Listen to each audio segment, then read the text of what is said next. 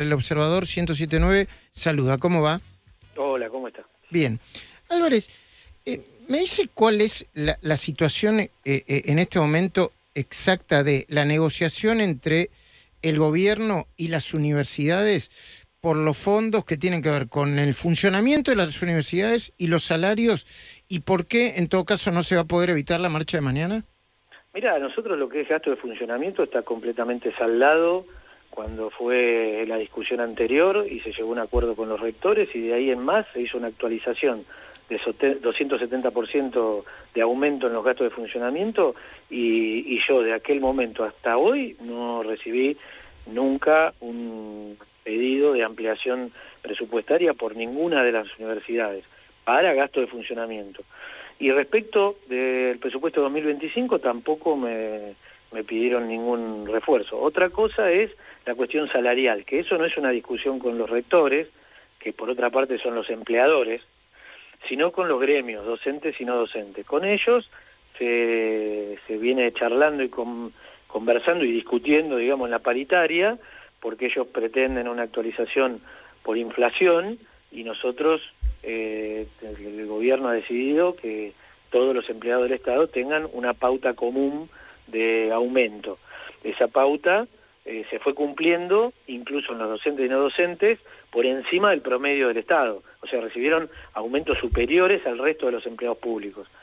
Incluso, por ejemplo, en julio pasado, los trabajadores del Estado recibieron 3,5% y los docentes y no docentes un 7,5%. Quedando, digamos, por arriba del promedio. Prácticamente todos los meses tuvieron algún tipo de actualización. Evidentemente ellos quieren otra cosa, y no se pudo llegar a un acuerdo, incluso rechazaron el último aumento, que era de 6,8 para octubre, acumulativo, quiere decir que eso le queda, digamos, hasta fin de año, o sea, son 5, se convierte en un nuevo piso eso, que implicaba que ellos iban a ser el sector del Estado que más aumento iba a recibir.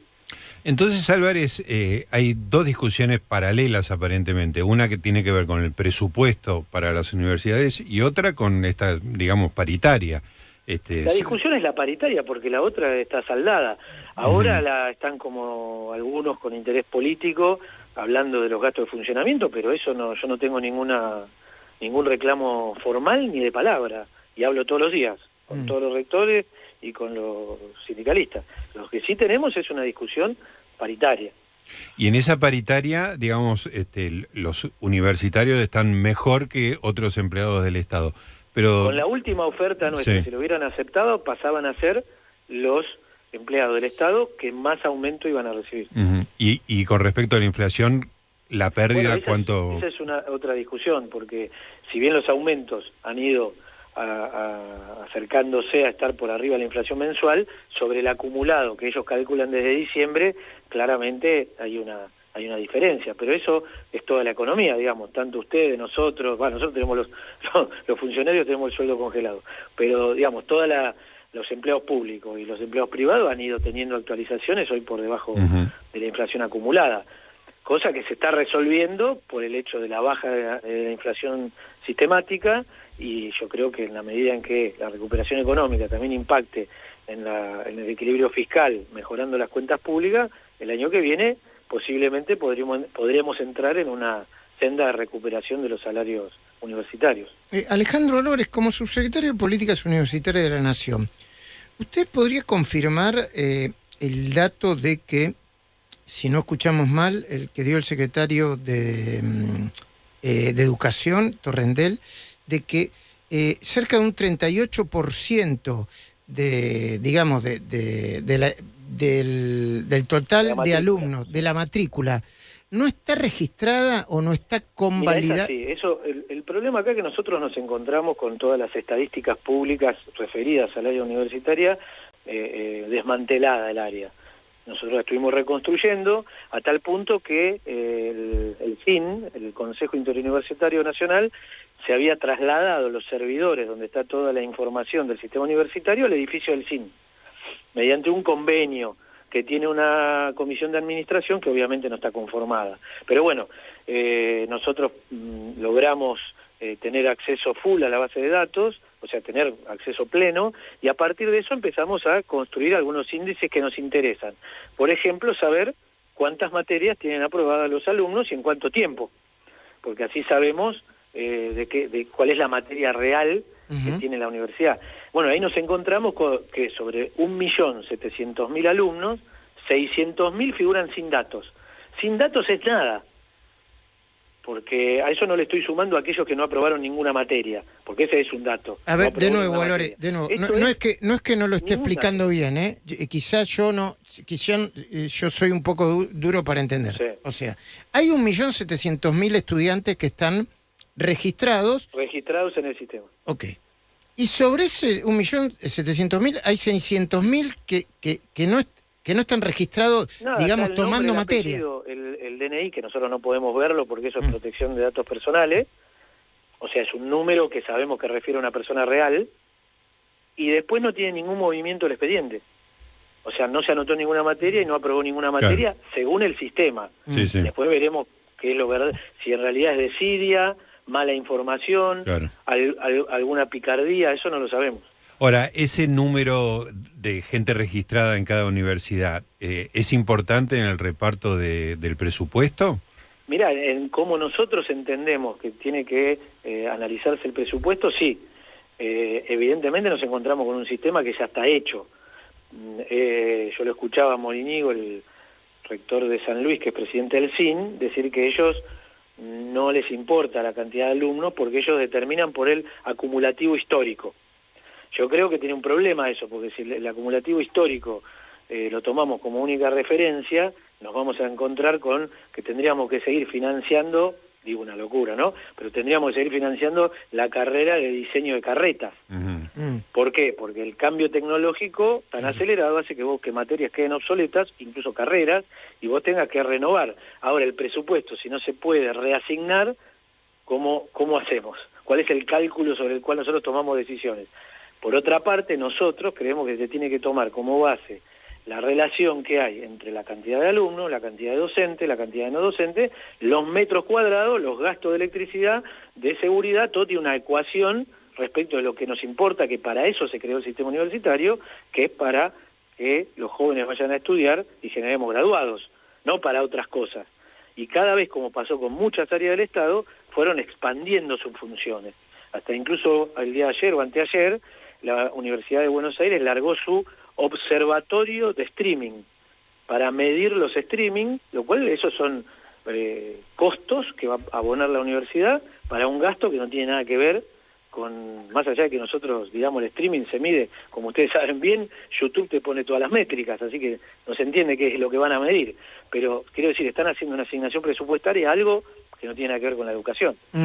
Otra cosa que le escuché decir a Torrendel, corríjame, Alejandro Álvarez, de nuevo, estamos hablando con el subsecretario de Políticas Universitarias de la Nación, Alejandro Álvarez, es que hay materias en donde hay, por ejemplo, 18 alumnos, 18 profesores y 5 alumnos. Estoy dando un dato, no es un dato real, pero es un dato así loco, digamos. No es tan loco. Yo te puedo decir que hay una carrera en una universidad grande del interior que tiene 18 docentes justamente, pero tiene un solo alumno. ¿Y se puede decir cuál es esa carrera y qué universidad? Bueno, la universidad no, pero te digo la carrera, es historia.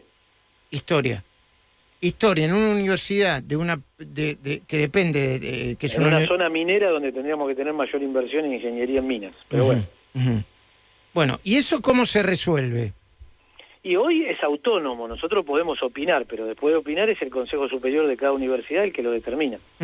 Respecto a los estudiantes extranjeros, ¿es un mito o una realidad que tienen mucho peso en la matrícula, entre la cantidad de alumnos universitarios, y que vienen, digamos, masivamente porque no pagan matrícula? En las áreas en las ciencias médicas es realmente alarmante el número, porque estamos resolviendo el problema de médicos de Brasil.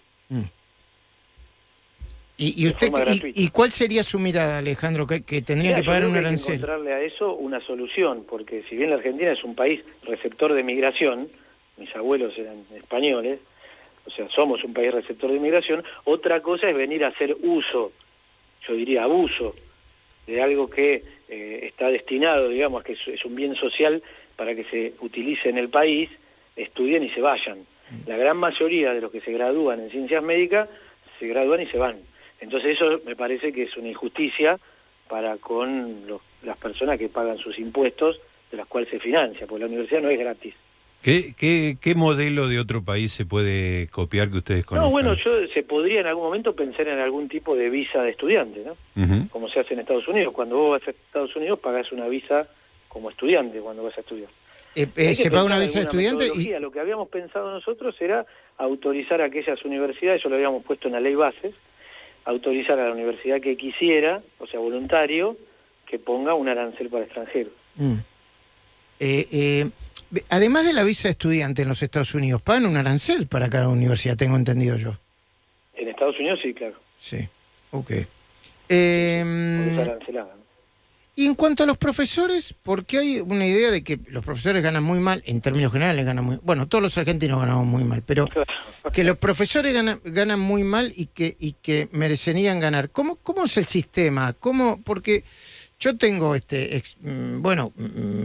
me cuentan de profesores que van una vez por semana y otros profesores que van todos los días. Bueno, porque la tendencia de los que tienen intereses políticos en esto fue que dejar la idea que esto es el equivalente a un maestro de escuela, que está dedicado todo su tiempo a eso. Acá no, en la universidad es profesionalizante. Entonces, ¿qué significa eso? Que muchos tienen otra profesión, entonces hay muchas dedicaciones simples, que son las que vos decís.